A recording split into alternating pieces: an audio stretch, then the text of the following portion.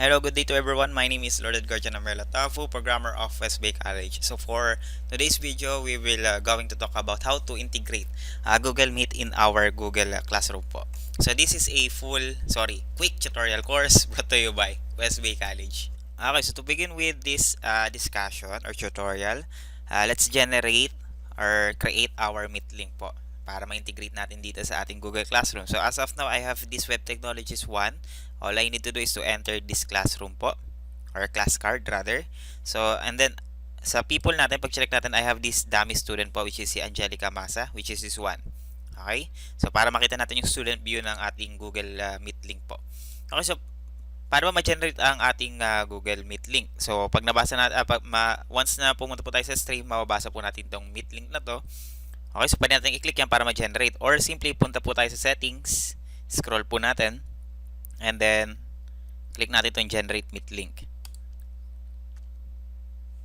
Okay, so dalawa po siya. So, pwede po dun sa stream, pwede rito sa settings. Okay, so as of now, meron na po ako Meet link. Save na natin. Okay, so kung ano yung na-generate natin sa settings, yun din po yung mapupunta rito sa stream natin. Okay, so check natin kay student view. Makikita ba kagad nila ang Meet link? Okay, so as of now, kaka-generate lang po kasi, pero ayan. Okay, so ayan siya. Punta tayo sa classwork, meron din po diyang Meet na mababasa si student natin. So madaling salita, pwede sila mag-video call kahit wala po kayo. Okay, so again kahit wala po yung faculty, kapag visible po yung ating Meet link, pwede po sila mag-video call. For example, sa classmates niya. Okay po.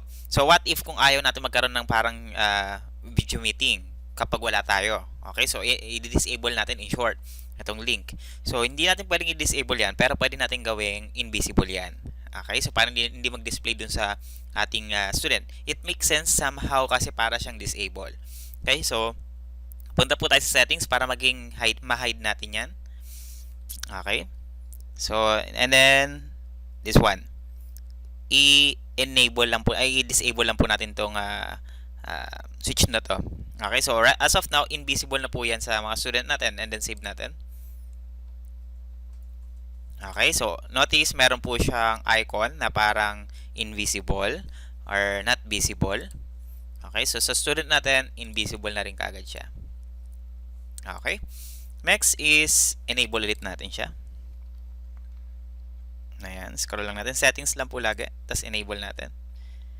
And then another thing, kakopyahin ko na rin siya. Ayan, again, click lang natin itong drop down and then copy this one. Bakit? Next topic natin is how to add a Meet link po sa ating announcement. Again kinopy ko po muna ang aking Meet link. For example po, meron kang announcement na let's have a lecture. Okay? Tapos, i-paste po natin dito yung ating Meet link. Ayan. So, pwede rin natin yung i-schedule if you want to.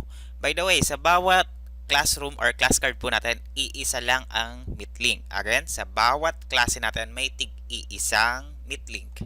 Okay? So, hindi po siya ganun kaganda yung interface. Gusto ko sana, clickable siya in the sense of, para siyang attachment. Okay? So, hindi ko dapat makita itong link na to. So, ulitin natin yung posting. Pwede po yan, walang problema, yung announcement rather. Let's have a lecture. Tapos, i-attach natin siya as link attachment. Okay? Ito po yung link natin. Add link. Post. Ayan. So, mas maganda yung interface natin rather this one. Okay. So, sa student view natin, ayan. So, hintay lang po natin ulit. Loading.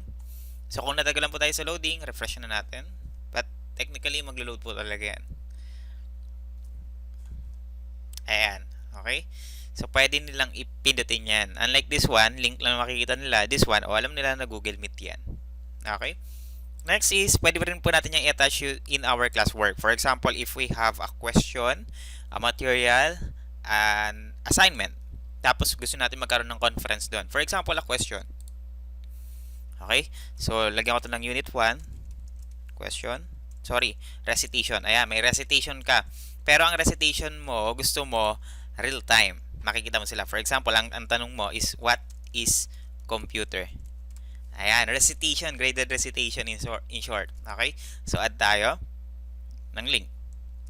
Tapos, i-paste po natin dito yung Google Meet link natin. Sa madaling salita, hindi nila kailangan i-type yung sagot nila. Ang kailangan nila i-pronounce yung sagot. Especially sa oral communication, napaka-helpful po nitong feature na to. Okay, so i-ask ko na lang siya, hindi ko na kailangan na i-tackle about this one. So check our video regarding to Google Classroom po para ma-discuss po yung technicalities ni Google Classroom. Okay, so right now meron ako rito isang question. Pag-click po ni student yan, ay makikita nila yung meron siyang attached na na Google Meet link. Okay, naka-assign sa isang student natin, which is as of now ang student lang natin is si Angelica. Click natin yung classwork. Ayan, so dito ngayon magkakaroon ng graded recitation pag pinindot yan. Okay, next is how to start or let our student to join in our Google Meet po using or integrated in our Google Classroom po. Okay, so punta tayo kay faculty view. As of now kasi nasa student ako, so click ko lang to. Okay, sa faculty view, paano ba mag-start ng Google Meet? Simply click this one, that's it. Started na po ang ating video meeting. So, ganun lang po kadali. Mag-synchronous session po sa ating Google Classroom. Join now. That's it. Okay? Paano naman makapag-join si student sa ating video meeting? Sa student view naman po, click lang natin yung stream, click lang natin yung link. That's it. Already join na po siya. Okay? Turn off ko lang yung camera tsaka yung microphone. By the way, Westby College also have a exclusive video and exclusive video po regarding to Google Meet as well as exclusive video regarding to Google Classroom. Just browse our YouTube channel po. Ayan, okay? So end ko na siya. Sa madaling salita, i-click lang po yung generated link, that's it. Kung paano makapag-start at paano rin maka-join. What if, since ang dami kong pinost na link dito, what if kung magkaiba yung pinindot nilang link? Magkikita pa rin ba sila? Punta ako sa classwork as faculty. Tapos pinindot ko tong graded recitation natin. Ayan. So doon ako nag-start. Okay, so nagkaroon ng problem kasi yung kanina po in-encall ko siya. Okay, so return to nagkaroon ng problem. Ayan. So kumbaga mabilis kasi yung mga pangyayari, end call tapos bigla na namang start. Ayan, kumbaga nagpa-process pa kasi siya. Okay, so good. Nakapag-start na ako as faculty. Okay. Punta tayo kay student. Si student ang pinindot po niya hindi yung nasa classwork. Hindi yung graded recitation. Si student ang pinindot niya itong nasa announcement. Try natin kung makikita pa rin sila. Okay, nagkita sila. Okay, so ano bang explanation nito? Bawat isang classroom or class card, iisa lang po ang Meet link. Again, bawat isang classroom, isa lang ang Meet link. Sa madaling salita po, ang dami kong pinost na link, pero iisa lang yan. Pare-parehas lang yan. Okay po? Sa madaling salita, etong link na to, parehas lang tong link na to, parehas lang sa link na to, parehas lang sa link na to, at parehas lang sa link na to. Pare-parehas sila. So, kahit na anong pindutin ni student yan, magkikita at magkikita po kayo. Okay? So, what if? Ang dami kong what if. Okay, what if kung naka-standby lang si faculty? Or, in short, hindi pa naka-login si faculty. O, try natin i-log out si faculty. Sign out all, na-sign out all, all accounts ko. So, kailangan kong i-relog si, login ko ulit si student. Again po, naka-sign out si faculty. Okay? Tapos, i-sign in natin si student. Pwede ba na mag-video call ang mga student without the faculty inside the, Google Classroom? Try natin. Okay, so again, wala si faculty. Pwede pa rin po. Okay? So, yun po yung importance ng hide. Ng hide ng po natin, Meet link. Pero kasi, I think hindi naman ito masama na sila magka-classmate naman sila, meron silang platform para magkita-kita sa isa't isa. Walang problema yan. Okay? Pero what if? What if kung gusto nating i-reset yung ating link? For some instances, maybe ayaw lang natin ng lumang link. Okay? So, I don't know kung ano yung best applicable scenario sa ganitong klaseng setup. I-reset ko yung Meet link. Ibig sabihin, babaguhin ko lang yung link. Okay? Try natin.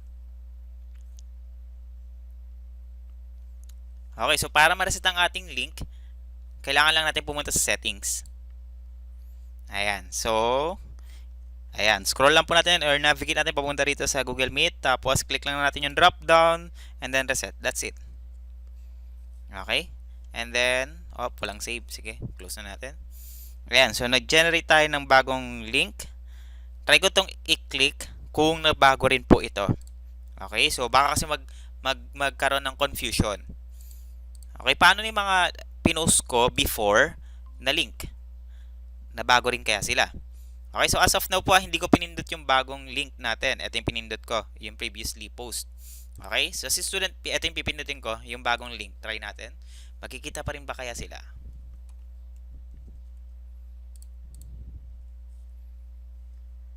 Ayan, hindi na sila nagkita. Okay, so kaya make it sure na kapag magpo-post po or mag-reset kayo ng link, make it sure na i-update nyo po yung inyong student. Or else, hindi kayo magkikita. Okay, so again po eto, luma, obsolete. Pag eto yung pinindot ninyo, tapos si student, eto yung pinindot ni student, hindi po kayo magkikita.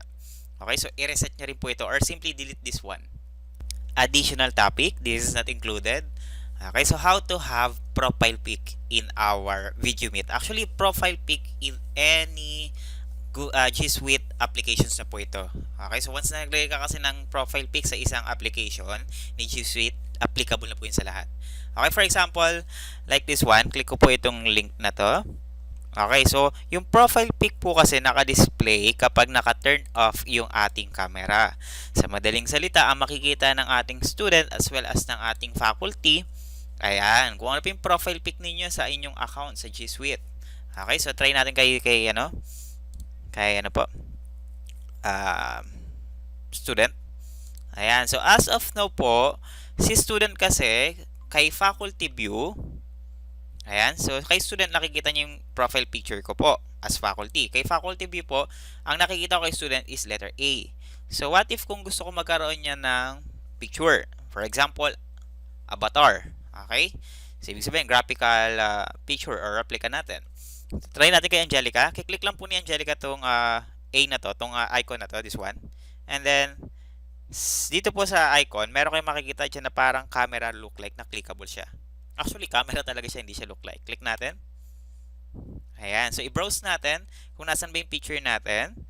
So, select from your computer. Okay. So, how to upload naman po. This is additional topic. Ayan. So, as of now, meron po ako rito icon na person, na babae. Open natin. Na naka-transparent yung background. Tapos, kaya siya maging avatar kasi hindi naman siya talaga yung mukha. Ayan. Okay, so, set as profile picture natin. Okay, so, much better po kasi kung gagamit tayo ng avatar or picture talaga natin para ma-recognize sino ba yung umattend sa meeting na yon, hindi lang A, hindi lang B. So, para mag-apply po ang ating avatar or picture, profile picture, refresh lang po natin yan. Okay, so kay Angelica meron na siyang avatar. Tapos click natin tong link, try natin kung makikita yung avatar niya. Ayan, syempre para makita natin yan, join now. Check natin kay faculty, bang! Okay, so that's it for this video po. I hope you like it. And if you learned something new, you can hit like po, subscribe to our YouTube channel para stay updated tayo. And then we also provide you a timestamp below para sa mga specific function na gusto nyo pong aralin. Again, this video is brought to you by West Bay College.